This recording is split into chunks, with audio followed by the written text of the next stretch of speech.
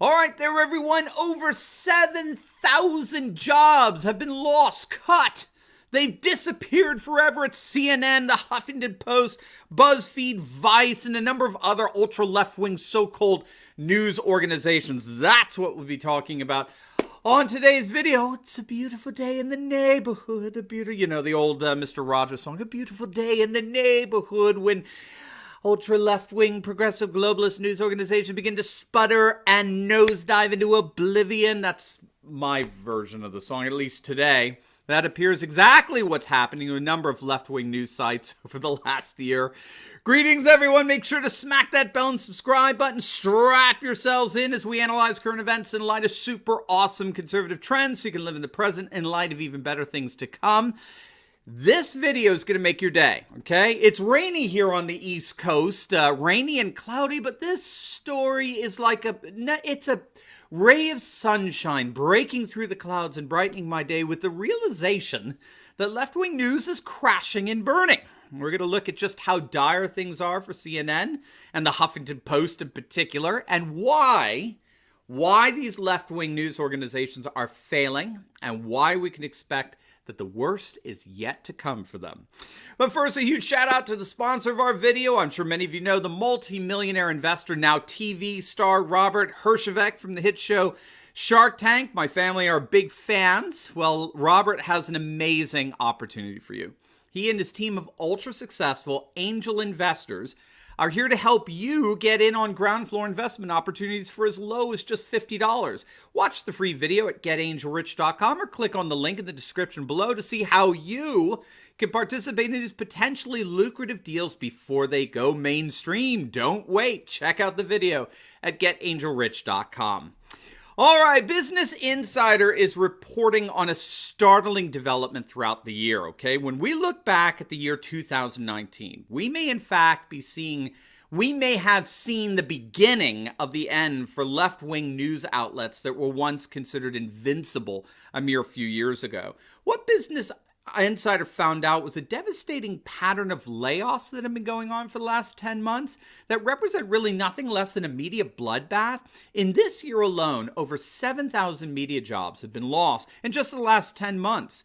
According to the Business Insider tally, they found that there have been 7,200 media jobs cut over the course of this year. Now, just to put this in context for you, okay, by comparison, it was estimated that some 5,000 media jobs were cut over the course of the previous 4 years combined, technically between 2014 to 2017. So left-wing media outlets, which we'll get into in a moment, these left-wing media outlets have experienced more layoffs in these last 10 months than they experienced over the course of the last 4 to 5 years combined.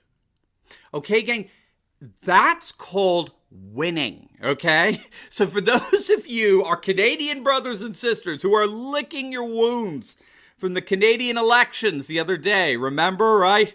Elections are only one indicator for how things are going. They're certainly a very important indicator, no question, but they are an indicator, not the indicator. There are many more social and cultural indicators to analyze to determine the political trends going on in our world, and the media comprises one of those major trends, and ultra left-wing media is collapsing as we're speaking. They've lost more jobs in this year alone than they have in the last 4 to 5 years combined. So let's have a look-see at some of these colossal collapses, shall we? Let's start with our good old friend CNN. They've actually had to lay off an entire division this year. Did you know that? CNN laid off their healthcare coverage division. You may know them by virtue of Dr. Sanjay Gupta. He's a pretty famous guy. Well, his job was safe as far as I know. It's most of the rest of the division. They're based in Atlanta. Well, they're gone. They're out. And this announcement came just weeks after execs at CNN announced that they were planning to lay off upwards of 300 of their staffers. Now, CNN came out shortly thereafter and denied that there were any layoffs going on, though they did admit that they let go 100 of their employees. So regardless, CNN has been going through some significant downsizing throughout the year. Another example of this downsizing is the ultra-leftist Huffington Post, right? In fact, the Financial Times is reporting that Verizon is looking to actually dump the Huffington Post off to someone else. Verizon, which is the parent company of the Huffington Post, has announced that it intends to sell the ultra-left-wing news and cultural site that celebrates all things globalist and liberal. And the reason is simply Huffington Post has become a money pit, simply not garnering the kind of ad revenue that they had hoped for. Remember, the Huffington Post was originally touted as the future of news media, okay? These multi-page websites with headlines on the homepage and then links to lifestyle articles along with culture and movie reviews and like. That was hailed as that which would replace news, cable news, network news, and the like. Now, it may, but the content of the Huffington Post and BuzzFeed and others ain't making it, okay? They're not making the kind of coin that they were projected to make. Now, this news is selling off the Huffington Post is but the latest in a long line of bad news coming out for the Huffington Post from 2019, beginning in January, of this year. HuffPo announced layoffs. Upwards of 1,000 jobs is laid off as part of the parent company Verizon and its layoff. Around the same time, it was announced that the German version of HuffPo, known as the Huffington Post Deutschland, they were going out of business. And they eventually closed their news site in March of this year. And then just a few weeks back at the beginning of October, there was a second round of layoffs that included a number of managers at the Huffington Post, okay? And this is largely because of the failure of their video outlet that nobody was watching. And so this latest announcement that Verizon wants to dump them is just par for the course. And good luck on that. Good luck on finding a buyer. If the ultra-left-wing website ThinkProgress is any indicator, the Huffington Post is toast. Do you remember that? That's another one here, ThinkProgress news site.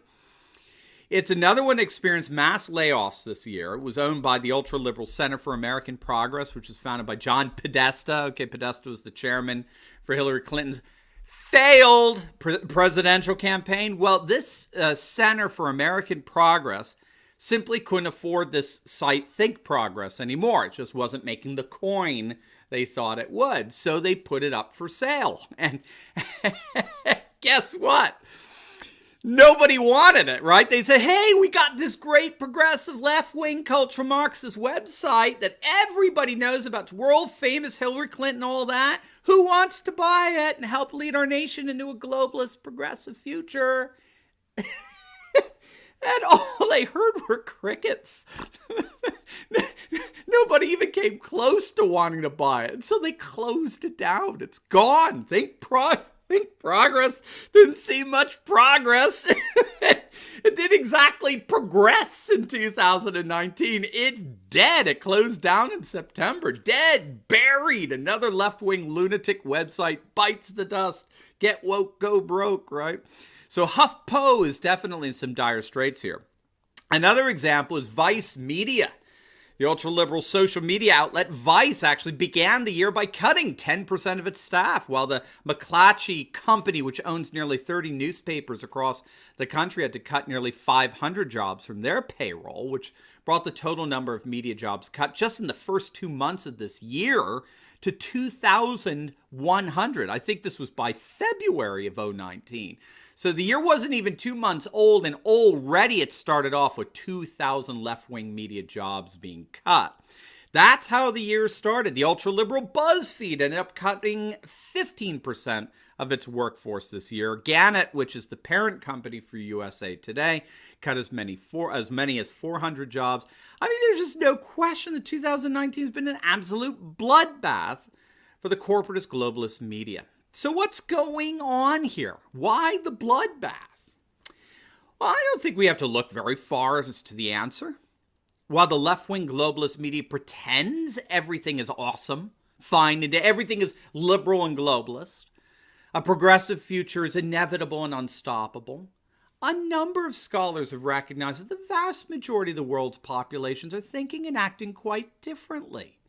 Our corporate globalist media outlets continue to represent the world as a massive boutique of globalism.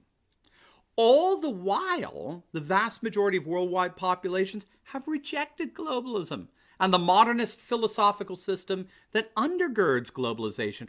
We no longer believe in modernity, in the philosophical foundation of this one-size-fits-all political, economic, and cultural system that's being imposed on everyone, largely through the corporatist globalist media. And yet that system, that globalist system, it continues to dominate our world, even though we don't believe in it. And so what's happening is that we're seeing nothing less than a massive blowback, a backlash going on all over the world against modernist globalism, where populations are once again reasserting their nation's customs, cultures, and traditions as mechanisms of resistance against globalization's anti-cultural dynamics and its secular elite aristocracy. And so the reason why these left-wing, progressive, neo-Marxist news outlets are beginning to collapse is rather simple. The liberalism they peddle is inextricably and ideologically linked to a collapsing belief system, right?